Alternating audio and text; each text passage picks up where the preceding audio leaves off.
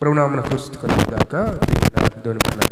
దేవుని మహాబట్టి గత మాసమంతయు కాచి కాపాడబడ్డాం, గత వారమంతయు కాచి కాపాడబడ్డాం. ప్రాముఖ్యంగా మనకు ప్రభు దినాన ఇతగాన సన్నిలో చేరి స్తుతించే కృప దేవదేవుడు నీకు నాకు ఇచ్చాడు.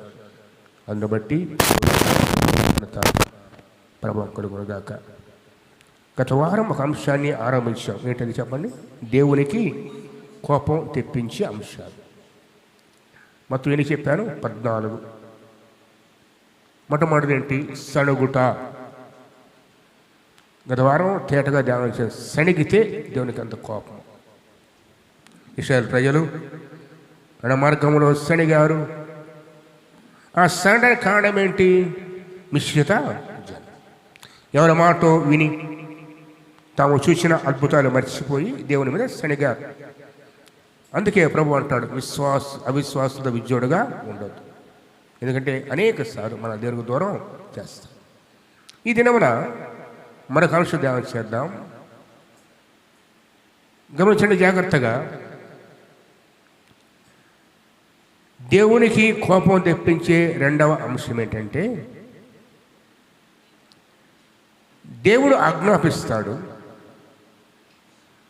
దేవుడు కొన్ని నియమాలు పెడతాడు, కొన్ని పద్ధతులు ఉంటాయి. మన తలంపులు వేరు, ఆయన తలంపులు వేరు. మన ఉద్దేశాలు వేరు, ఆయన ఉద్దేశాలు వేరు. మనం చేసే పద్ధతులు వేరు, దేవుడు చేసే పద్ధతులు. ఎక్కడ గజ్జల సౌండ్ వినపడుతుంది? బాబు అయితే పక్కన పెట్టేయండి, అది పక్కన పెట్టండి. మన ఉద్దేశాలు వేరు, దేవుని ఉద్దేశాలు వేరు. మన పద్ధతులు వేరు, దేవుని పద్ధతులు. మనం చేసే పనులు వేరు, దేవుడు చేసే పనులు వేరు. అయితే దేవుడు ఒక క్రమాన్ని ఏర్పరిచిన తరువాత, జాగ్రత్తగా వినండి, అది కుటుంబ జీవితం కావచ్చు, వ్యక్తిగత జీవితం కావచ్చు, సంఘ జీవితం కావచ్చు. దేవుడు కొన్ని క్రమాలు ఇస్తాడు మనకు. ఇలా బ్రతకండి, ఇలా చేయండి. ఏనాడైనా సరే ఈ క్రమాన్ని విడిచిపెడితే అది ఆయన మార్గాలు అవే. దేవుని మార్గాలు అంటే ఆయన క్రమమే అని చెప్పిన మాటలే. ఆ క్రమాన్ని విడిచిపెడితే, ఆ మార్గాన్ని విడిచిపెడితే ఆయన కోపం వస్తుంది. వస్తుందా రాదా? చెప్పండి. బిడ్డలు ఉంటారు, చెప్తాం ఇలా ఉండాలి, అలా ఉండాలి. సరే, 1-2 సార్లు చెప్తావు, వినకపోతే ఏం చేస్తావు? కోపడతావు. అలాగే కొన్నిసార్లు ఒక లోతైన వాక్యం ధ్యానం చేద్దాం ఇక్కడ. కొన్నిసార్లు దేవుడు గద్దించి వదిలేస్తాడు, కొన్ని విషయాల్లో వదిలేస్తాడు. మాట్లాడడం చెయ్యి అంటాడు, కానీ దాని ఫలితాన్ని అనుభవించాడు. చూద్దాం ఏం జరిగింది ఇక్కడ. ఈ 6వ వచనంలో ఒక చక్కని మాట ఉంది. ఏంటంటే, కెరూబుల మధ్య నివసించే దేవుడైన యెహోవా నామం పెట్టబడిన మందసమును యూదాలో నుండి కిర్యతయీము అనబడిన బాలా నుండి తీసుకొని వచ్చుటకై అతడును ఇశ్రాయేలందరూ పోయారు. ఏంటి ఇక్కడ? మందసము కిర్యతయీము అనే పట్టణంలో ఉన్నది. ఎందుకు అక్కడ ఉంది? కొంచెం వెనక్కి వెళితే 3 గ్రంథంలో చూసినట్లయితే ఏలీ సమయాన ఫిలిష్తీయులతో యుద్ధం జరిగింది. ఆ యుద్ధ సమయాన ఇశ్రాయేలు ఓడిపోతూ ఉంటే వారు అనుకున్నారు, మందస్సము మన మధ్య ఉంటే జయమో. ఏమన్నారండి? మందస్సము మన మధ్య ఉంటే జయం. ఎలా వస్తే మనసు మధ్య ఉంటే? నువ్వు దేవునికి లోబడకుండా, ఆయన మాట వినకుండా ఇష్టానుసారంగా జీవిస్తూ మనం అనుకుంటాం మందిరానికి పోతే జయం. పగలంతా ఇష్టానుసారంగా తిరిగి రాత్రిపూట తల కింద పెట్టుకుంటే జయం. ఏంటిది తల కింద పెట్టుకునేది? వాక్యాలు కదా, అదే మనం అనుకునేది. ప్రార్థన లేదు, సహవాసం లేదు, వాక్యం లేదు, దేవుని భయం లేదు, నోటి మాటల కాపుదం లేదు, భద్రత లేదు. రాత్రి కాగానే ఒక 5 నిమిషాలు ప్రార్థన చేసుకుంటే దేవుడు తోడుగా ఉంటాడు. ఇశ్రాయేలు అది అనుకున్నారు, దేవునికి దూరం అయిపోయారు, బొత్తిగా దూరం అయిపోయారు. దేవుడు కోపగించాడు, ఫిలిష్తీయుల చేతికి అప్పగించాడు. దేవుడే శత్రువయ్యాడు. జీవితాలు సరిచేసుకోకుండా, మార్గాలు మార్చుకోకుండా వాళ్ళు అనుకుంటున్నారు ఇదిగో కెరూబుల మధ్య నివసించే దేవుని మనసు మధ్య ఉంటే మనకు జయం అనుకున్నారు, తీసుకువచ్చారు. అందులో దేవుడు లేడు, ఆయన సన్నిధి లేదు, విడిచిపెట్టి వెళ్ళిపోయాడు. ఎప్పుడు మహిమ వదిలిపోయింది, మందస్సం కూడా పట్టబడింది. ఫిలిష్తీయులు జ్యోతిషంతో మనసాన్ని తీసుకుని మన దేశానికి వెళితే దాగోను గుడిలో పెడితే ఇక మనకు తెలుసు, తెల్లవారిసరిగా దాగోను దేవత నేల సాగిలిపడి ఉంది. మరుసటి రోజున తల తెగవేయబడింది. దేవుడు ఫిలిష్తీయులను బాధాకరమైన కురుపులతో గడ్డల రోగంతో మొత్తాడు. భయపడిపోయారు. మనసాన్ని వెనక్కి పంపితే ఆ మనసాన్ని తీసుకొచ్చి క్రియాతర్యంలో ఉంచారు. దాదాపు 20 సంవత్సరాలకు పైగా. ఆ తర్వాత రాజైన తర్వాత సౌలు కానీ ఎవరు పట్టించుకోలేదు. అవసరమైతే అక్కడికి వెళతారు, విచారణ చేస్తారు, వస్తున్నారు అంతే. దావీదు మనసులో ఒక ప్రేరేపణ కలిగింది. ఏమని? నేను రాజభవనంలో వసిస్తున్నాను కదా, నా దేవుని మందస్సం గుడారంలో ఉంది కాబట్టి నేను ఎలాగైనా సరే నా దేవునికి మందస్సాన్ని నా పట్టణానికి తెచ్చుకుంటాను అనుకున్నప్పుడు ఏం చేయాలి? ఇది ఎవరి పని? ఎవరి పని ఇది? దేవుని పని. ఎవరిని అడగాలి? దేవుని అడగాలి. దావీదు చేసిన మొట్టమొదటి నేరము ఒకటి చూద్దాం. చూడండి, మొదటి అధ్యాయం, మొదటి దంతములు 1 చూద్దాం. 1వ అధ్యాయంలో చదవడది ఒక్కసారి. దావీదు 13వ అధ్యాయం, మొదటి దంతములు 13:1. దావీదు ఎవరితోటంట? సహస్రాధిప అంటే 100 మందికి ఒక అధికారి, సైన్యాధిపతి. సహస్రాధిపతులతోను శతాధిపతులతోను అధిపతులందరితోనూ ఎవరితో చేశాడు ఈ ఆలోచన? సహస్రాధిపతులు 1000 మందికి ఒకడు, శతాధిపతి 100 మందికి ఒకడు, అధిపతులు వీళ్ళని కూర్చోబెట్టి వీళ్ళ చెప్పాల్సిందే దేవుని పని. అర్థమవుతుందా? మొట్టమొదట దావీదు దేవుడు కోపించడానికి మొదటి కారణం ఏమనగా, దావీదు దేవుణ్ణి అడగలేదు. సహస్రాధిపతులు, శతాధిపతులు, అధికారులతో కూర్చొని ఆలోచన చేసి అంటాడు, మీ ఇష్టం అయితే, మీకు అనుమతి అయితే, మీకు నచ్చితే. ఎవరు నచ్చాలంట? ఈ యోచన మీకు అనుకూలం అయితే. ఎవరి దృష్టికంట చెప్పండి. నాకు అనిపిస్తుంది దావీదు గారు ఎంత భక్తిపరుడు కదా, దేవుని హృదయానుసారుడు, నిత్యము దివారాత్రము ధ్యానించాడు వాక్యాన్ని. ఎందుకు తప్పిపోయాడు ఇక్కడ? దేవుని పని దేవుని అడగకుండా మనుషుల మీద, అధికారుల మీద ఎందుకు ఆధారపడ్డాడు? వారి ఆలోచన ఎందుకు అవసరమైంది? నేను విశ్వాసం కూడా ఏం చేస్తామంటే అన్నిట్లో ప్రభు అంటావు, కానీ రాగానే ముందు ఎవరికడికి వెళ్ళాలి? ఆలోచన చెప్పేవాడు కావాలి, మంచి రోజు చెప్పేవాడు కావాలి, ముహూర్తాలు చెప్పేవాడు కావాలి. దాని ఫలితం తెలుస్తుందో మనకి ఏమవుతుందో. ఇదే ఇక్కడ జరిగింది. ఇదే గమనించి ఒక్కసారి. దేవుని బిడ్డవై ఉండి ఆ రక్తం చేత కడగబడి విశ్వాసిగా ఉండి నువ్వు దేవుని అడగాల్సింది పోయి ఎవరు అడుగుతున్నాడు? ఆలోచన. సహస్రాధిపతులు, శతాధిపతులు, అధికారుల దగ్గరికి వెళ్ళి మనం ఇంకో మాట అక్కడ చూడేమంటాడు. ఎంత బాధ కలిగించే మాట అంటే వాళ్ళతో అంటున్నాడు, ఈ రాగు సెలవిచ్చాను, సమాజం కూడా ఇష్టాలతో సెలవిచ్చాను, ఈ యోచన మీ దృష్టికి అనుకూలమైతే. ఎవరి దృష్టికి అంటారు? మనుష్యుల దృష్టికి. ఈ ఆలోచన ఏంటి? ఆలోచన దేవుని మందిరం క్రియాకార్యంలో ఉన్నది, దాన్ని తీసుకొద్దాం మీకు ఇష్టమైతే. ఈ ఆలోచన మీకు అనుకూలమైతే. ఎంత కఠినమైన మాట కాదు ఇది. ఎవరిని అడగాలి? ఆలోచన వాస్తవానికి దేవుణ్ణి అడగాలి, లేదా ప్రవక్తను పిలవాలి, సేవకుని పిలవాలి, ప్రార్థన చేయాలి. ఇదే దావీదు 2వ సమూయేలు గ్రంథము 17వ అధ్యాయం. ఇదే దావీదు 17వ అధ్యాయంలో చూస్తే 17వ అధ్యాయంలో మనసు వచ్చిన తర్వాత మందిరం కట్టాలనుకుంటున్నాడు. ఏం కట్టాలనుకున్నాడు? మందిరం కదా అనుకుని ఇప్పుడు ఎవరిని పిలుస్తాడు చూడండి. ఒకసారి దెబ్బతిన్నాడుగా, ఇప్పుడు ఎవరు పిలుస్తాడు? 17:1 దావీదు తన ఇంట నుండి ప్రవక్త అయిన నాతానును. ఇప్పుడు ఎవరు ఆలోచన? దేవుని ఆలోచన. మొదటి తంతంలో 17:1 ఇందాక ఎవరిని పిలిచాడు? సహస్రాధిపతులు, శతాధిపతులు, అధికారులు. ఇప్పుడు అంటాడు దావీదు తన ఇంట నుండి ప్రవక్త అయిన నాతాను పిలిపించి, నేను దేవదారు రాళ్ళతో కట్టబడిన నివాసం చేస్తున్నాను, యెహోవా నిబంధన మందసము తెరచాటం ఉందని చెప్పగా నాతాను దేవునితో నన్ను ఇష్టం అంటే ప్రభు అంటాడు. ఇప్పుడు మాట్లాడాడు దేవుడు దావీదుతో ఏమని? ఇది నీకు ఇష్టం కాదు, నీ చేత కాదు అడిగాడు కాబట్టి కదా. ప్రవక్త ఏమన్నాడు? నువ్వు రాజు కదయ్యా, దేవుడిని ఆలోచన తెలుసు కానీ అంటే దేవుడు అన్నాడు, లేదు లేదు దావీదు చెప్పు, అది అతని చేత కాదు, వల్ల కాదు. చూడండి చెప్పాడు.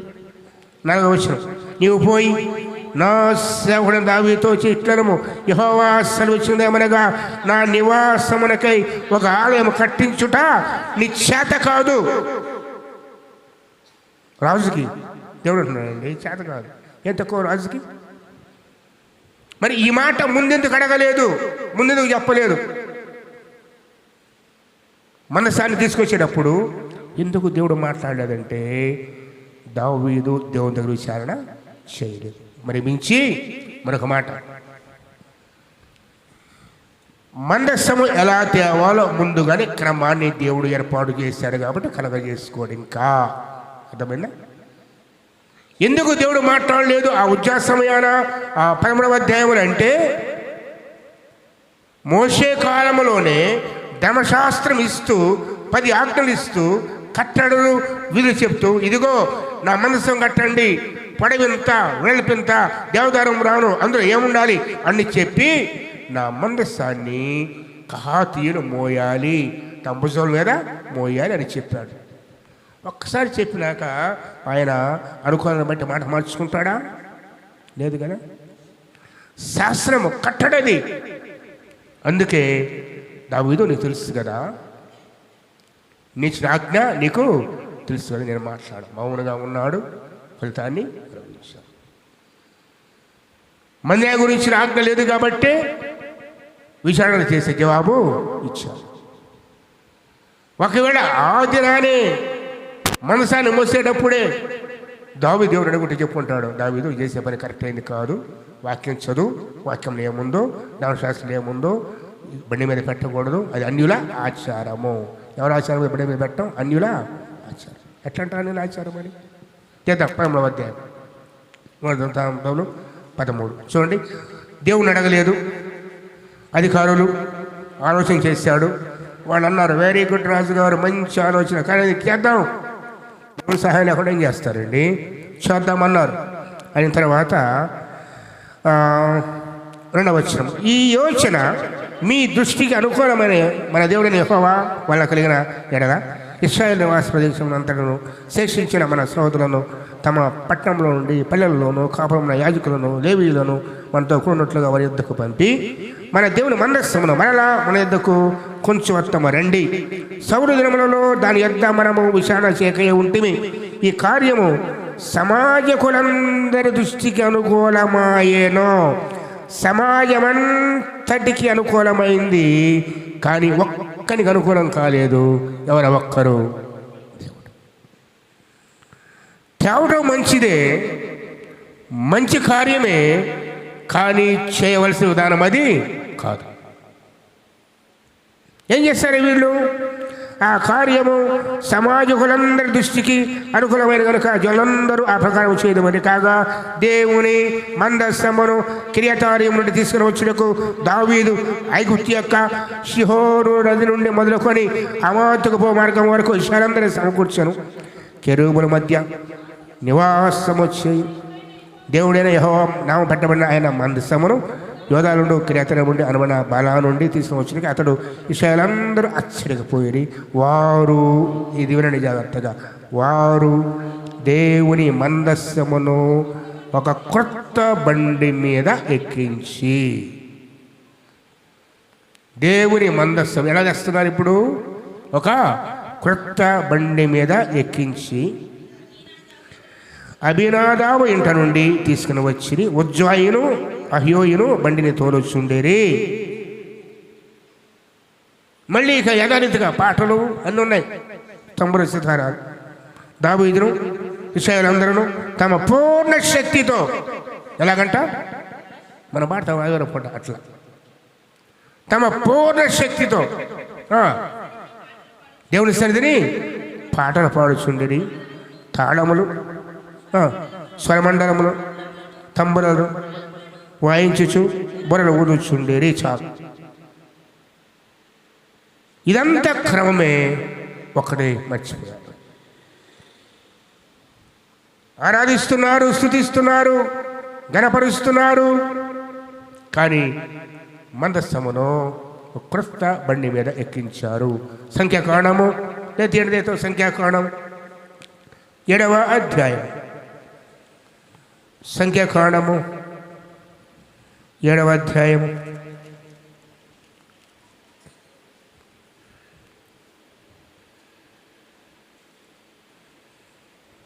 9వ వచనం.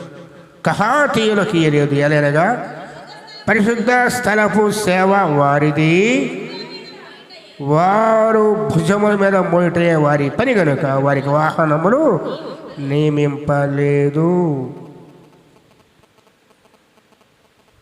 అరణ్య ప్రయాణంలో మందిరాన్ని గుడారాన్ని కట్టిన తర్వాత, పాత్రలు అన్నీ తెరలన్నీ చేసిన తర్వాత పనిచేసే లేవీయులకు కొన్ని బండ్లు ఇచ్చారు. కానీ ఈ కహాతీయ వంశానికి బండ్లు ఇవ్వలేదు. ఎందుకు? వారి పని ఈ పరిశుద్ధ ఉపకరణములను తమ భుజముల మీద మోయట వారి పని. కానీ వారికి బండి ఇవ్వలేదు. ఇక్కడ దావీదు ఏంది ఇచ్చాడు? కొత్త బండి. మన మాట చెప్పాలంటే దేవుని పనిని ఇదిగో లోకానుసారంగా చేస్తున్నాడు. ముందే చెప్పాను కదా, ఆయన క్రమంలో కాకుండా. ఆయన క్రమం ఏంటంటే బండిని మోయాలి. సంఖ్యాకాండం 4వ అధ్యాయం తీయండి. 4వ అధ్యాయంలో కూడా ఒక మాట చూసి ముందుకు వెళదాం.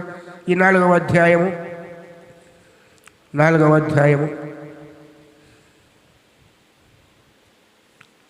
వచనం నుండి చూసినట్లయితే ఇవన్నీ తీసుకొని వాటన్నిటినీ చుట్టేసి కహాతీయులు వచ్చి ఒక బాధ్యత ఇస్తున్నాడు. 30 ఏళ్ళు మొదలుకొని ఉండవచ్చును 50 ఏళ్ల వరకు ప్రాయం కలిగి ప్రత్యక్ష గుడారంలో పనిచేయటకు సేవగా చెరువులందరి సంఖ్య వాయించము. అతి పరిశుద్ధమైన దాని విషయంలో ప్రత్యక్ష గుడారంలో కహాతీయులు చేయవలసిన సేవ.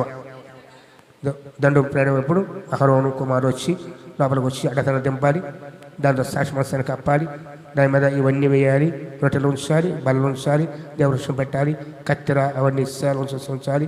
వీటన్నిటినీ కహాతీయులు మనసుతో పాటుగా తమ భుజం మీద మోయవలెను.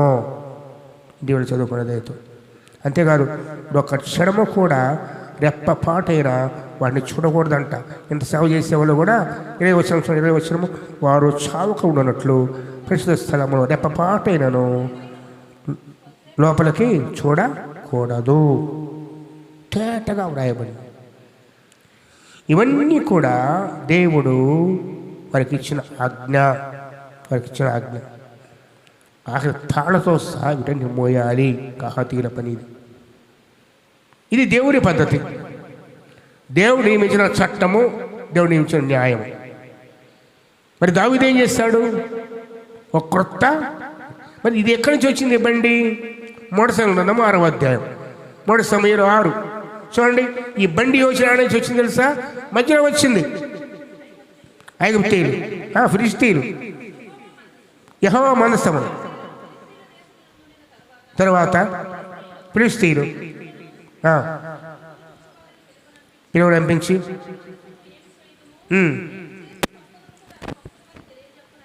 అనగా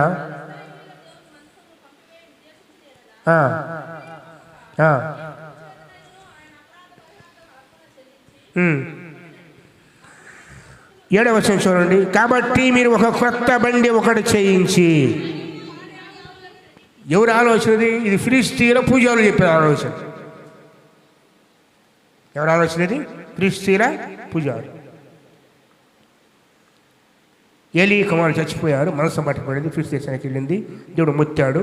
దాన్ని పంపడానికి ఫిలిష్తీయుల పూజారులు, అయ్యా మీరు పంపాలంటే మనకు పంపొద్దు, ఒక కొత్త బండి చేపించి కాడి మోయని ఆవులు తీసుకొని పాడి ఆవులతోటి వాడికి కట్టి, అలాగే బంగారపు గడ్డలు 7 సర్దాల పేరు మీద 10 కుక్కల రూపాయలు పెట్టి ఆ బండిని పంపండి అన్నాడు.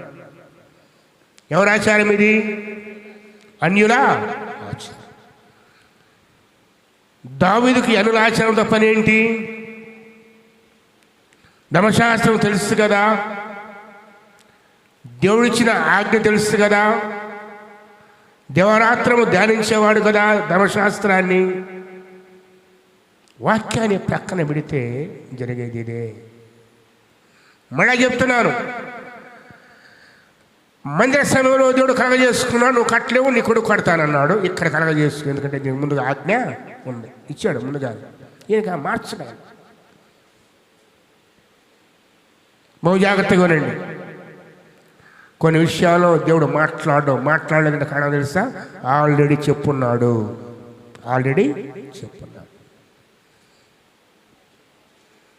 ఒక చోటికి వెళ్ళాలి, వద్దు అంటావు. రెండోసారి వస్తే అడిగితే ఏమంటావు? మౌనంగా ఉంటావు. ఎందుకు? ఇష్టం లేదు. వెళితే నష్టమే. దేవుని పద్ధతి అలాగే ఉన్నాయి. ధర్మశాస్త్రంలో వివరంగా వ్రాయబడింది. దేవుని మందిర పరిచర్య, మందసం ఎలా మోయాలో వ్రాయబడింది. అందుకే దేవుడు మాట్లాడలేదు, మౌనంగా చూసి, దావీదు నా ప్రియుడివే, కానీ ఈ విషయంలో నీ ప్రవర్తన సరిగా లేదు. నేను తేటగా చెప్పాను కదా, నా మందస్సాన్ని భుజాల మీద మోయాలి, ప్రతిష్టపడే యాజకులు మోయాలి, లేవీయులు మోయాలి. నువ్వైతే ఫిలిష్తీయుల ఆచారం చొప్పున, లోకస్థ మర్యాద చొప్పున కొత్త బండి వేసావు కదా, చూద్దాం ఏదో చూడు. వదిలేశాడు దేవుడు దావీదుని. ప్రజలందరూ తంబురలు, సితారాలు, తాళములు, పాటలు పాడుతూ వాయిద్యాలతో వెళుతూ ఉంది. ఎలాగెళ్తుంది మనసు? ఇప్పుడు క్రొత్త బండి మీద పెట్టబడి వెళుతూ ఉంటే దేవుడు చూస్తూ ఉన్నాడు.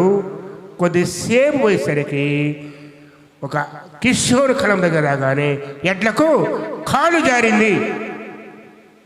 వీటికి ఎడ్లు మనుషులు మోయాల్సి ఉంటే ఎవరి మీద మోపారు? దీన్ని పశువుల మీద మోపారు. నువ్వు చేయాల్సిన పని వేరొకరికి ఇస్తే ఎట్లా? ఎనుకుంది నిన్ను, బాయి తెచ్చింది నీకు, మనిషి మోయాలి, పశువులకి ఇస్తే ఎట్లా? అంతే కదా. జాగ్రత్త దేవుని పని విషయంలో, ఆయన ఆజ్ఞ విషయంలో, ఆయన కట్టల విషయంలో. రోషం గల దేవుడైన, మాట తప్పని దేవుడైన, ఆజ్ఞ మారదు. తరాలు మారినా, యుగాలు మారినా ఆయన మాట మారదు. భూమి ఆకాశం గతించినా కూడా ఆయన ఆజ్ఞలు మారవు. ఒక్కసారి చెప్తాడంతే. అందులో రాయించి పెట్టాడు ధర్మశాస్త్రాన్ని. చదివిన వ్యక్తి దేవుని పనిని తన సొంత జ్ఞానము చేత, లోక మర్యాద చేత మొదలుపెట్టాడు. అందరూ అనుకుంటున్నారు, ఎంత బాగా జరుగుతుందండి, ఇన్నేళ్ల తర్వాత మందసం దావీదు పట్టణానికి వస్తుందని పాటలు పాడుతూ స్థుతిస్తూ ఉంటే దారిలో ఎడ్లకు కాలు జారినందున బండి ఒరిగింది. ఉజ్జ అనే సేనాధిపతి, మహాసేనాధిపతి బలాఢ్యుడు తన చేతిని చాపి పడిపోబోతున్న మందస్సాన్ని పట్టుకోవడానికి చేయడం పెట్టాడంతే. ఎందుకు? కింద పడిన భయంతో. అది కూడా దేవుని చిత్తం కాదు. ఆఖరికి పరిచయం చేసే కహాతీయులనే ఒక క్షణం పాటు కూడా రెప్పపాటున లోపలికి చూడకూడదు. అన్యుడు తాక్కూడదు. యాజకులు తప్ప, కహాతీయులు తప్ప, ప్రధాన యాజకుడు తప్ప మరొకరు వాటిని తాక్కూడదు. సేనాధిపతి ఏంటి? గొప్పవాడు. ఇంకొకడు అయితే ఏంటి? ఉజ్జా సేనాధిపతి బలాఢ్యుడు చేజాపాడు పట్టణం. అక్కడే యెహోవా అతనిని మొత్తినందున పడి చనిపోయాను. ఎందుకు చనిపోయాడండి? రాయబడిందా, పిడుగుబడిందా? మనస్సాన్ని తాకాడు. దేన్ని? మనస్సాన్ని.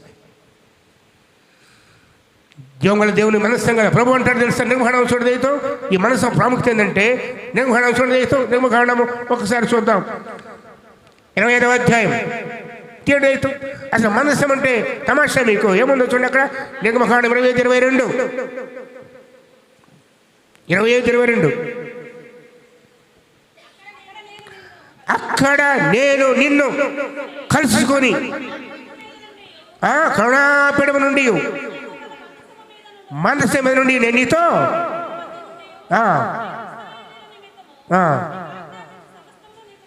తెలియజేపించాలి. అంటే దేవుని కలుసుకునే స్థలం మనస్సు కదా. చెరువుల మధ్య ఆ మనస్సు మీద నుంచి విషయాల కోసమై ఏం చేయాలో నేను మాట్లాడతాను, నేను కలుసుకుంటాను. ఎవరితో చెప్పిన మాట ఇది? ఒక మోషేకే.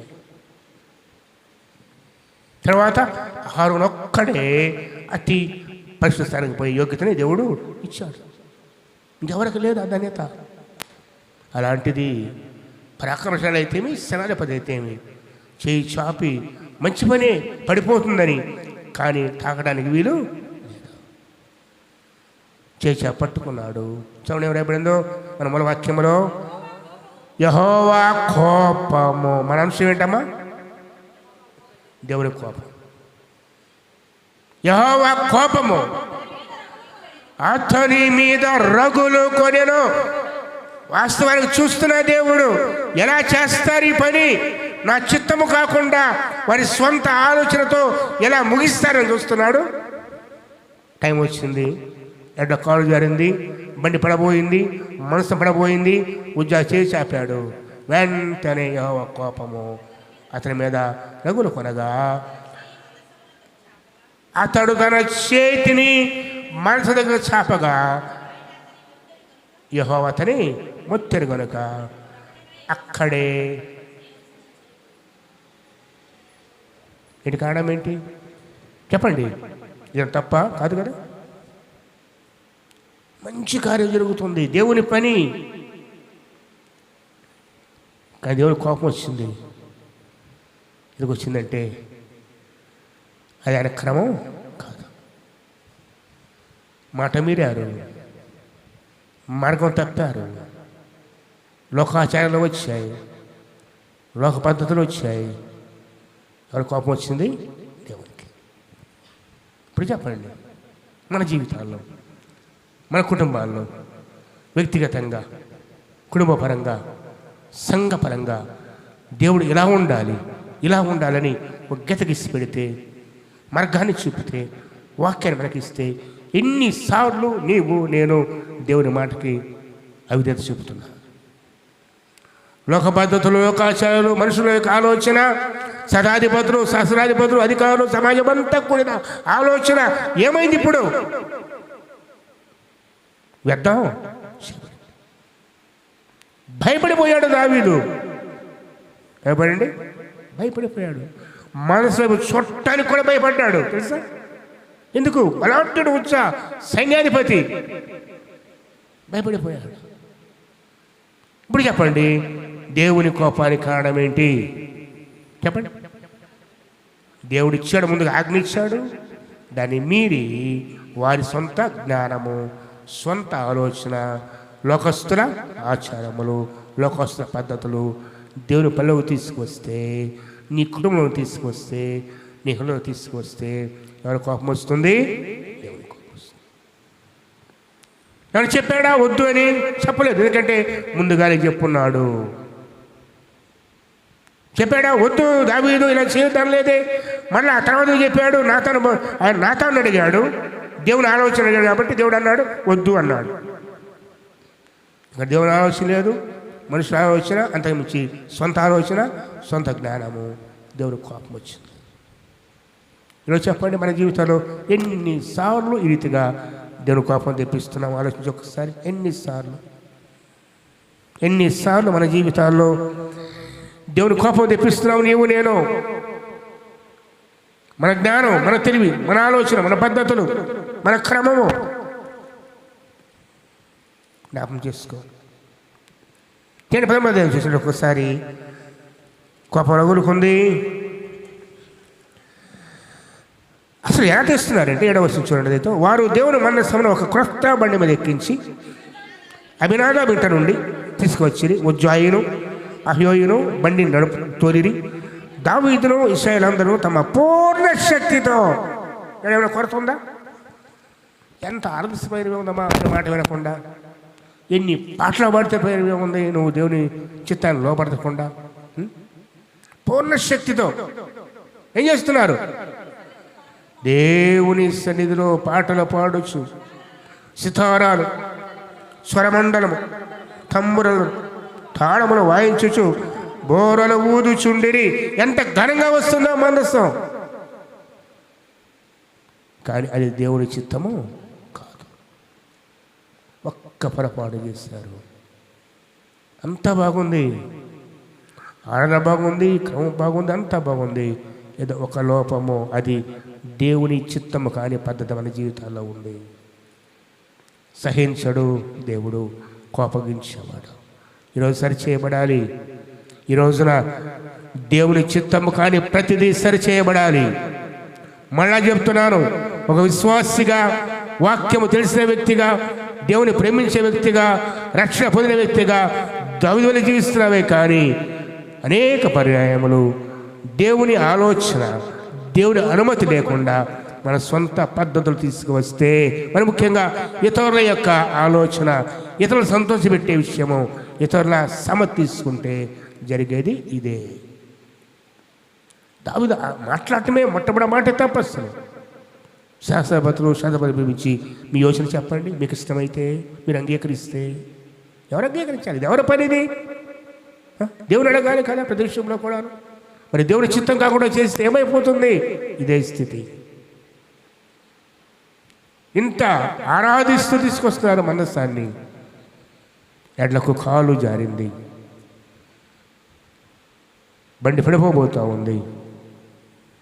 ఎంత కఠినమైన మాట అంటే, మరి కిదోను కళం వద్దకు వచ్చినప్పుడు ఎడ్ల కాలు జారింది. మనస్సు పట్టుకునవలని వద్దు, చేయి చాపగా ఇంకా పట్టుకోవాలి, చేయి చాపగా కోపము అతని మీద రగొల్లుకొనెను. అతను తన చెయ్యి మందస్సము నొద్దకు చాపగా పట్టుకున్నాడా? చేయి చాపాడంతే. ఏ ఉద్దేశం? అది పట్టుకోవాలని. పట్టుకోవచ్చు మందస్సాన్ని? అధికారం లే. యాజకులే, లేవీయులే, కాతీయులే మొయ్యాలి. అన్నిటి సంభవించకూడదు. నువ్వెంత గొప్పవాడవైనా సరే. దేవుని క్రమం అది. ఉజా చేయి చాపితే దేవుని గొప్ప రగులుకుంది. పట్టుకొని కూడా పట్టుకోవాలి. ఆలోచన అంతే. చేయి చాపాడు. బైబిల్ మాట అంటే కఠినమైన మాట. యెహోవా ఉజ్జాను మొత్తని వరకు అతడు అక్కడనే దేవుని సన్నిధిని చనిపోయాను. దేవుని సన్నిధిని యెహోవా ఉజ్జాను వినాశనం చేయడం చూసి దావీదు వ్యాకులపడి భయపడిపోయాడు. ఆ స్థలానికి పెరేజ్ వినాశం అని పేరు పెట్టాడు. ఆ దినమున దావీదు దేవుని విషయమై భయముంది. దేవుని విషయమై భయముంది. దేవుని మనస్సము నా యొద్దకు నేను ఎలాగో తీసుకొని పోను. మనస్సమును తీసుకొని పోక గిత్తీయుడైనా ఉభయదేవుని ఇంట్లోనికి కొనిపోయాడు. దావీదు భయపడ్డాడు. నేను ఇంత క్రమంగా తీసుకొచ్చానే, పాటలు పాడుతూ తమ్ముళ్ళ వాయిస్ తీసుకొచ్చాను. అప్పుడు అర్థం కాలే దావీదుకు, తెలుసా? తర్వాత అర్థమైందండి. 1 సంవత్సరం గడిచిన తర్వాత తన కళ్ళు తెరవబడ్డాయి. చెప్తాను, అది కూడా ఎట్లా తెలిసింది. ఇది ఇదే క్రమం కాదని అప్పుడు తెలిసింది. అప్పుడు తెలిసిపోయినవి ఏముంది? ఇంటికి తీసుకురాకుండా 3 నెలలు ఉభయదేవుని ఇంట్లో ఉంచాడు. గిత్తీయుడైనా ఉభయదేవుని ఇంట్లో ఉంచాడు. దేవుని మందస్సము ఉభయదేవుని ఇంటిలో అది కుటుంబం యొద్ద 3 నెలలు ఉండగా యెహోవా ఉభయదేవును ఇంటి వారిని అతని సొత్తంతటిని ఆశీర్వదించను. ఎవరు పోతుంది ఆశీర్వాదాన్ని? దావీదు. ఇంకో మాట, గొప్ప సత్యం ఏంటంటే, దావీదు దేవుని మనస్సాన్ని తన ఇంటికి తీసుకుని భయపడితే ఒక యాజకుడు, ఒక పేదవాడు తీసుకు ఇంట్లో పెట్టుకున్నాడు. దావీదు అనుకున్నాడు ఈ కీడంతా వడిగిపోతుంది అనుకున్నాడు. అంతేగా, ఆయన భయపడ్డాడు కదా. భయపడి ఎవరింట్లో పెట్టాడు? వాస్తవానికి ఎక్కడ తీసుకెళ్ళాలి? మందిరానికి తీసుకెళ్ళాలి, దావీదు పట్టణాన్ని తీసుకెళ్ళాలి, ప్రత్యేకమైన స్థలంలో ఉంచాలి. ఏం తీసుకెళ్ళి భయపడ్డాడు. ఎందుకు? అరే ఇక్కడే చనిపోయాడే ఉజ్జా, నా ఇంటికి తీసుకుంటే నాకేమైద్దో, ఏమైద్దామా, నాకేమైద్దో. అదేగా నా ఇంటికి తీసుకోవడానికి భయపడి ఒక పేదవాడు ఉన్నాడు, నోరితో మాట్లాడాడు కదా పేదవాడు. ఏదేమో నీళ్ళ పక్కనే కదా, ఇంట్లో పెట్టుకోపో.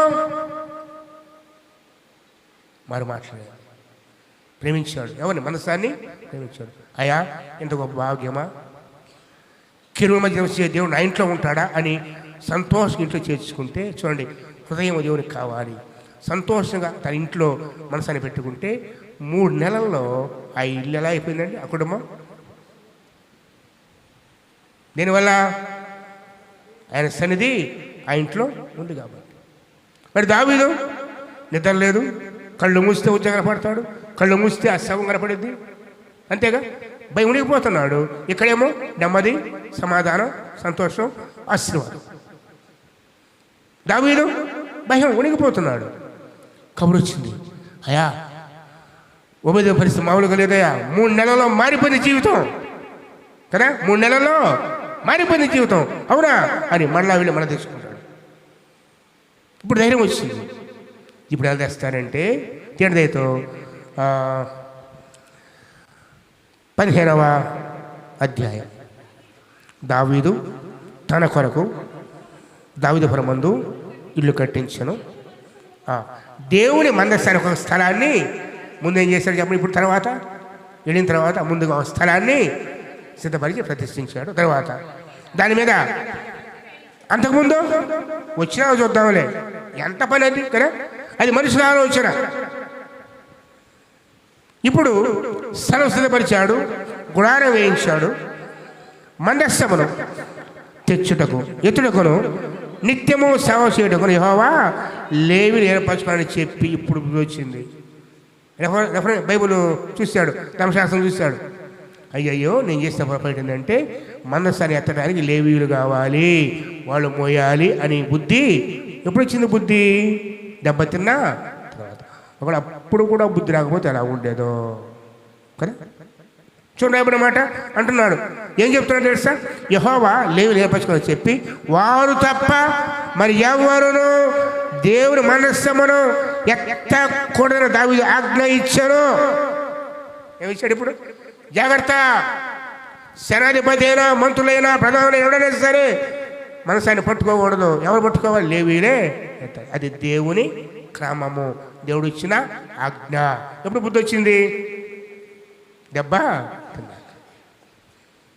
అప్పటికి మారకపోతే అలా ఉండేదో కదా. అప్పుడు ఎక్కడ తెలుస్తున్నాయి చెప్తున్నాడు. చూడండి, లేవీయులు తప్ప ఎవరు ఎత్తకూడదు, సేవ చేయకూడదు. అంత దావీదు తాను యెహోవా మందసమును సిద్ధపరిచిన స్థలము దాన్ని తీసుకొచ్చుటకై ఇశ్రాయేలందరినీ యెరూషలేమునకు సమాజంగా కూర్చాను. చూడండి, ఇప్పుడు అహరోను సంతతి వారిని, కహారు సంతతి వారిని, ఊరీలను వారి బంధువులను 20 మందిని మొత్తం లిస్ట్ చెప్పుకొచ్చాడు. వీళ్ళందరూ తీసుకొని అమ్మినాదం అందరూ పిలుచుకొచ్చు అంటారు. చూడండి 13వ వచనం.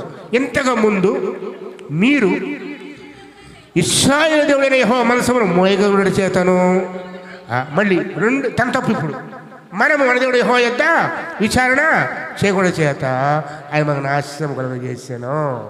ఎందుకంటే ఎవరికి విచారణ చేశాడు? అధికారులు కూడా చేశాడు. రెండవదిగా ఆయన చేసే తప్పేంటి? కొత్త బండి మీద ఎక్కించాడు. ఇప్పుడు అంటున్నాడు, మీరు మోయలేదు, మనం దేవుడి విచారణ చేయదు కాబట్టి నాశనం కలిగింది. చూడండి, ఎప్పుడు నాశనము, ఎప్పుడు శ్రమ అంటే ఆయన మాట వినకపోతే శ్రమ, ఆయన మాటకు లోబడక మన సొంత ఆలోచన పెడితే శ్రమ, ఆయన పద్ధతుల్లో పోకపోతే శ్రమ, దేవుడి విచారణ చేయకపోతే, దేవుని అడగకపోతే, దేవుని దగ్గర పెట్టకపోతే, ఈ కార్యం దేవునికి అప్పగించకపోతే శ్రమ. ఎన్నో కార్యాలు మన జీవితాలు ఉంటాయి కుటుంబాల్లో. ముందు ఎవరితో చెప్పాలండి? చెప్పండి, విశ్వాసం ఎవరు చెప్పాలి? ముందుగా ఎవరితో పంచుకోవాలి? దేవుడితో మోకరించి, ప్రభా ఎలా చేయాలనుకుంటున్నా ప్రభా, నీ చిత్తమా కాదా? దేవుడు కాదు అంటే పక్కన పెట్టాల్సిందే. దేవుడు ఓకే అన్నాడంటే ఇన్ని అడగలు ఆయనే జరిగించేవాడుగా ఉంటాడు. చూడండి ఎంత తేటవాక్యం చెబుతుందో. దావీదు అంటున్నాడు, మనం తప్పు చేశాం, ఇంతకుముందు దేవుడి పద్ధతిలో మనం తీసుకురాలేదు, లేవీలు మోయాలి దాన్ని. రెండవదిగా మనం దేవుడి విచారణ చేయలేదు అని చెప్పి తను తప్పు ఒప్పుకొని కావాలి మనం నాశనం చేశాడు. కావాలి ఇప్పుడు మీరు మీ వారు మీరు ప్రతిష్ఠించుకొని నేను ఆ మనస్సము సిద్ధపడే స్థలానికి దాన్ని తేవాలి అని ప్రతిష్ఠించుకున్నారు. యెహోవా మాటను బట్టి మోషే ఆజ్ఞాపించినట్లు మనస్సాన్ని దాని దండములతో భుజముల మీద ఎత్తుకొనిరి. 15వ వచనం. తర్వాత లేవీయులు యెహోవా సెలవిచ్చిన మాటను బట్టి మోషే ఆజ్ఞాపించినట్లు దేవుని మనస్సమును దాని దండలతో తమ భుజముల మీద అంతకుముందు క్రొత్త బండి, ఇప్పుడు లేవీయులు ప్రతిష్ఠింపబడిన వారి భుజాలు.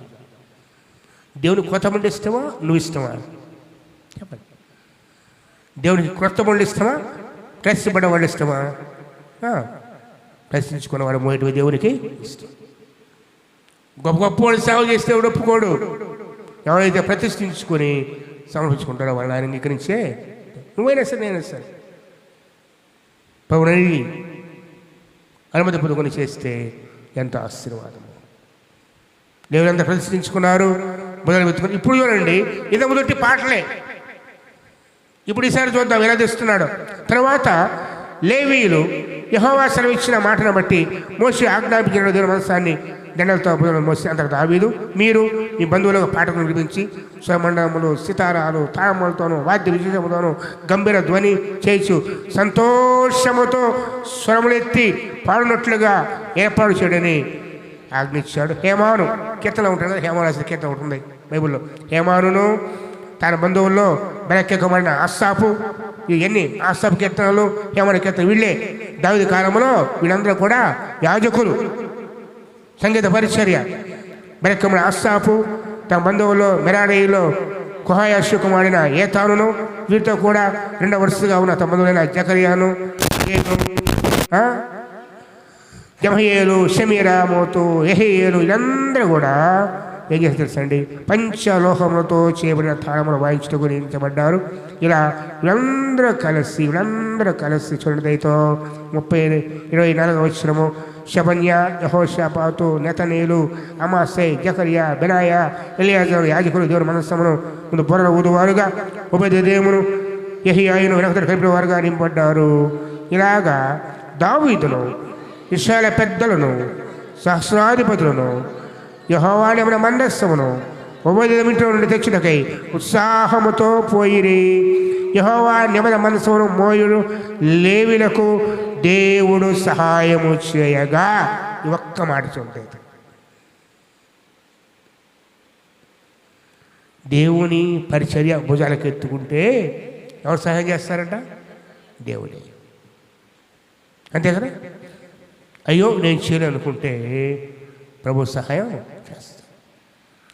నిబంధన మనసు మోసే లేవీయులు తమ భుజాలకు ఎత్తుకుంటే దేవుడు సహాయము చేయగా వారు 7 కోడెలను 7 పొట్టేళ్లను గొర్రెపట్టేళ్లను బలి అర్పించిరి. దావీదు మందసం లేవుందర పాటకుల పరిగి విజయకర్తయు కెనన్యాయును సనపనాతో చేయబడిన వస్త్రం ధరించుకొని ఉండే దావీదు కూడా సనపన వస్త్రం చేయబడిన యోపు ధరించి ఉన్నాడు.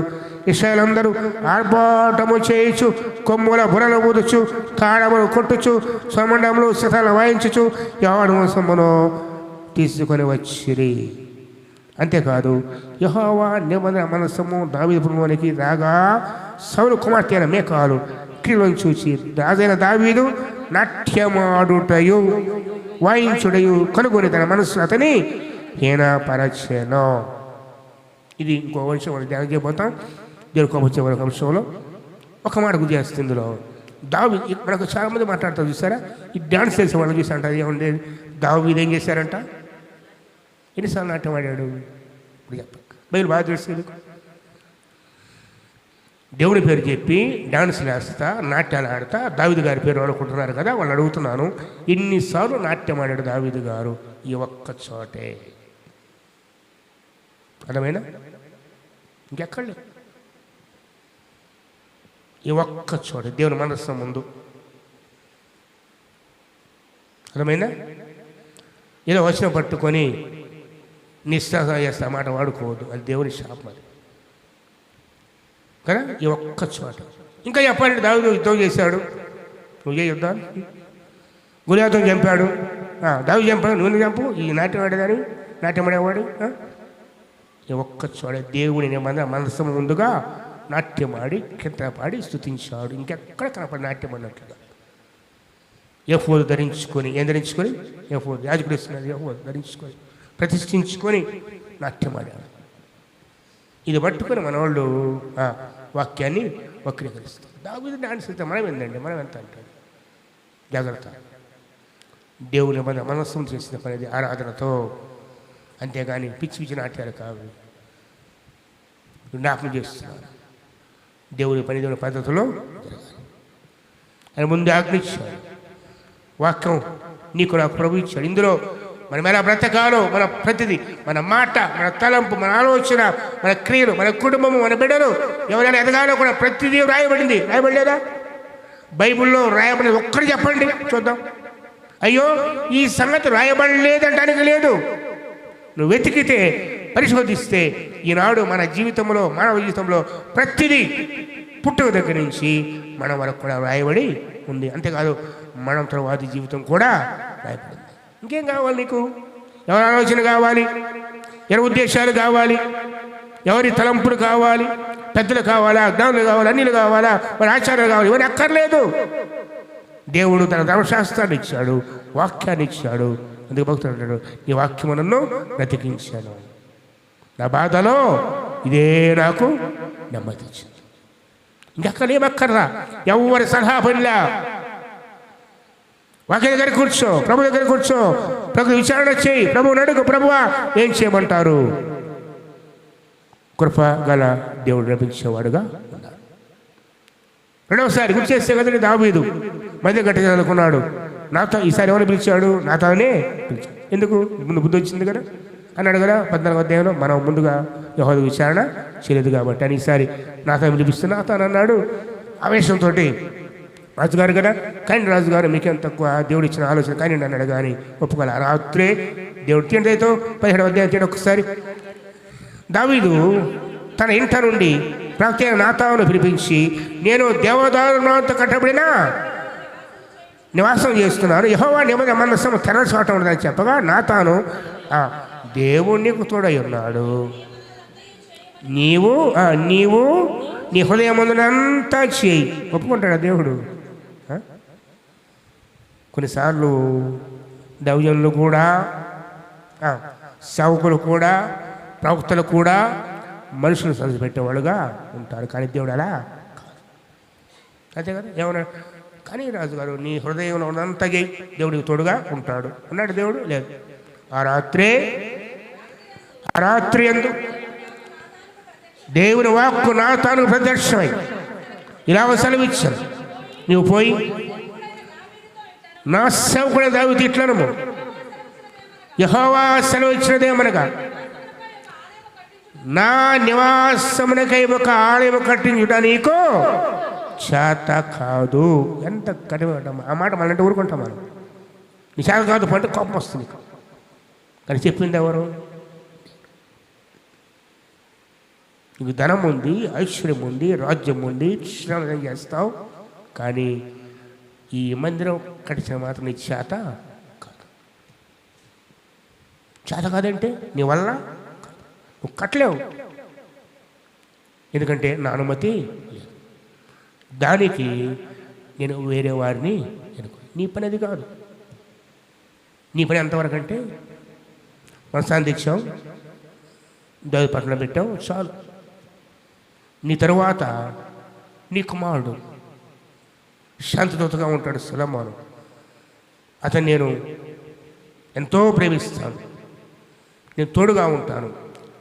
అతని ద్వారా నా మందిరాన్ని కట్టించుకుంటాను. దేవునికి ముందు ఆలోచన ఉంది, ప్రణాళిక ఉంది. మరి దేవుని ప్రణాళిక విరోధంగా పోతే ఊరుకుంటాడు దేవుడు? నీ చేత కాదు అంటాడు. చూడండి ఏమంటున్నాడు, ఇశ్రాయేలు రప్పించినటువంటి నేటి వరకు నేను ఒక ఇంట్లో నివాసం చేయక ఒక గుడారంలో ఒక గుడారంలో నివాసం చేశాను. నేను ఇశ్రాయేలు మధ్య సంస్కారం అంతా కూడా నేను నా కోసం మంది కట్టని నేను అడిగానా? ప్రభు అంటాడు చూడండి, దేవధర్మాలతో తీసుకొచ్చి నాకు కట్టమని అడిగానా? కానీ నేను అడగలేదు. కానీ కావున నీవు నా సేవకుడైన దావీదుతో చెప్పవలసింది ఏమనగా, సైన్యముల యెహోవా ఈ ప్రకారం సెలవిస్తున్నాడు, నీవు నా జనుల ఇశ్రాయేలు మీద అధిపతి ఉన్నట్లుగా గొర్రెల వెంబడి తిరిగే నిన్ను గొర్రెలను తీసుకొచ్చి నీవిడైన చోట నీకు తోడుగా ఉండి నీ ద్వేషించిన వారిని నీ మందిరం ముందర నిలబడకుండా చేస్తుంది. లోకంలోని కళ్ళు కలిగే పేరు నీకు కలగజేశాను. అయితే మరి నేను నా జీవన ఇశ్రాయేలునకు స్థలం సిద్ధపరచమని అడుగుతును, వారు మరి తిరుగులాడక తమ స్థలంలో కాపురం ముందురు అని అంటూ చూడండి. 11వ వచనము, నీ జీవిత దినములు తీరి. ఎంతకాలం పిల్లకాలు దేవుని తెలుసు కదా. నీ జీవిత దినములు తీరి నీ పెద్దల యొద్దకు నీవు చేరినప్పుడు నీ కుమారు వల్ల కలిగిన సంతని నేను స్థాపన చేసి అతని రాజ్యం స్థాపరుస్తాను. అతడు నాకు ఒక మందిరము కట్టించును, అతని సింహాసనం నిత్యము స్థాపన చేస్తాను. నేను అతనికి తండ్రి అయ్యుందును, అతను నాకు కొనెండును. నీకంటే ముందుగా ఉన్న వానికి అనగా సౌలుకి నా కృప నేను శుభమైనట్టుగా అతనికి నా కృప శుభంగా ఉందును, నా మందిరం అందును నా రాజ్యమును అతను నిత్యము స్థిరపరిచేదును, అది సింహాసనము ఎంతకి స్థిరము ఉండని అతనికి తెలియజేయము. ఒక్క మాట నాతో అని చెప్పాడు, నీ హృదయానుసారంగా అన్నాడు దేవుడు అని చెప్పాడు. చూడండి, లిస్ట్ ఇచ్చాడు మొత్తం. గొర్రెలను తీసుకొచ్చి నేను నిలబెట్టాను, నీకు పేరు ఇచ్చాను, స్థిరపరిచాను. కానీ నీ వల్ల కాదు, నీ తర్వాత నీ కుమారుడు నేను తోడుగా ఉంటా, అతను తండ్రిగా ఉంటాను, అతను కుమారుడు ఉంటాడు, అతని ద్వారా నాకు మందిరాన్ని కట్టించుకుంటాను. చూడండి దేవుడి కార్యాలు ఎలా ఉంటాయో. అందుకే ప్రతి స్థితిలో కూడా దేవుడి చిత్తాన్ని వెతకాలి. ఎవరి చిత్తాన్ని? దేవుడి చిత్తాన్ని. ప్రభా ఇది నీ చిత్తమేనా? ప్రభా ఈ ప్రార్థన చేయమంటారా వద్దా? అడగమంటారా వద్దా? ప్రభా ఈ కార్యం చేయమంటారా? ఇది మేలా కాదా తండ్రి, నాకు బయలుపరచు. వాళ్ళు చెప్తున్నారు. దావీదు దేవుడు కోపం తెప్పించాడు, యెహోవా కోపం రగులుకుంది, ఉజ్జాను మొత్తాడు. అక్కడ చనిపోయిన కారణం ఏంటంటే తన జ్ఞానం, తన అధిపరుల ఆలోచన, దేవుని ఆలోచన, తన అధికారుల ఆలోచన, దేవుని క్రమం కాకుండా అన్యుల క్రమము. దాని ఫలితమే ఉజ్జా మరణము. నేను జ్ఞాపం చేస్తున్నాను, దావీదు వలె అనేక సార్లు మన జీవితాల్లో కూడాను దేవుని చిత్తాన్ని వ్యతిరేకంగా ఇతరుల మాటలు, ఇతరులను బట్టి, ఇతరుల జీవితాలు చూసి మనం ప్రేమింపబడి ప్రభావింపబడి దేవుని మార్గాన్ని విడిచిపెడుతూ దేవుడి చిత్తాన్ని వ్యతిరేకంగా జీవిస్తున్నామేమో. మన కుటుంబాల్లో, మన జీవితాల్లో, మన సంఘాల్లో ఇలాంటి పద్ధతులు తీసుకొస్తున్నామో. జాగ్రత్త. ప్రతిదీ ఆయన చిత్తమే జరగాలి. ప్రతి కార్యము ఆయన దగ్గర విచారణ చేయాలి. మరి ముఖ్యంగా కొన్ని నియమాలు ముందుగా పెట్టేశారు. అవి మార్పులే నియమాలు. అవి బైబిల్ రాయబడ్డ నియమాలు ఉన్నాయి. వాటికి మించి కావాలంటే దేవుడు సలహా ఇస్తాడు అంతే. ప్రతిదానికి దేవుని ఆలోచన కావాలంటే వాక్యం దగ్గరికి వెళ్ళు. వాక్యంలో లేని వాటికి దేవుడు నీకు జవాబిస్తాడు. వాక్యం లేని వాటికి. కాబట్టి మొట్టమొదట వాక్యం మన హృదయంలో ఉండాలి, మన నోట ఉండాలి. దేవతను ధ్యానించాలి, వాక్యం ద్వారా మాట్లాడతాడు. వాక్యానికి మించి వేరే సమస్య ఉంటే దేవుడు సూటిగా దర్శిస్తాడు. ఇది ముందైనా దేవుడికి వ్యతిరేకమైన మార్గాలు మనలో ఉంటే ఏదైనా కోపం తెప్పిస్తుంటే ఆ విధమైన ఉద్యోగాలే సరిచేయాలి. ప్రభువా తెలిసి తెలియక నీకు లోపడలేదు, నీ మాట వినలేదు, నీ మాట తులసిస్తావు, నీకు విచారణ చేయలేదు తండ్రి. అన్ని ఆలోచనలు, అనుజీవన మార్గాలు మాలో ఉన్నాయి, అన్ని పద్ధతులు మాలో ఉన్నాయి తండ్రి. ఇది క్రమము కాదు, క్షమించి సరిచేయండి అని క్షమాపణ అడిగి ఆయన కోపాగ్నించి మళ్ళుకుందాం. కృపణ దేవుడు ప్రార్థిస్తే క్షమించమని అడిగితే తప్పక క్షమించే ప్రభు ఈరోజు మన జీవితాలు సరిచేసి తనకి ఇచ్చిన పాత్రలుగా, తన ప్రజలుగా తన చేసుకొని నడిపించునుగాక. ప్రభు చెబితే వచ్చే ఆదివారం తిరిగి 3వ అంశాన్ని ధ్యానం చేద్దాం. ప్రభు కోపించే అంశము మనం నేర్చుకున్నాం. మొట్టమొదటిగా సనుగుట, రెండవది సొంత జ్ఞానము, సొంత ఆలోచన. ప్రభు చెబితే వచ్చేవారు. మూడవది ఏంటమ్మా? మూడవది ఏం చెప్పారు? దేవుని వాక్యాన్ని తృణీకరించుట. అది కూడా దేవుని కోపం వచ్చింది. వాక్యాన్ని పక్కన పెట్టావంటే వాక్యం పక్కన పెట్టి ఎవరు కూర్చుంటారు ఇప్పుడు? చెప్పండి. దేవుడు పక్కకు పోతే ఎవరు వస్తారు? వాక్యాన్ని పక్కన పెట్టావంటే నీ సొంత ఆలోచన, లోక సంబంధమైన జీవితాలు ఉంటుంది. కాబట్టి దేవుని వాక్యాన్ని తృణీకరించుట దేవుని కోపం. ప్రభు జీవితం వచ్చి మనం ధ్యానం చేద్దాం. ప్రార్థన పరిస్థితి పడండి. ప్రభు మనం దీవించినాక తల ఉంచండి, ప్రార్థించుకున్నాం. లేదు విత్తడాకం కోసమై ఒకరిని ప్రార్థన చేయమని కోరుతాం. లేదు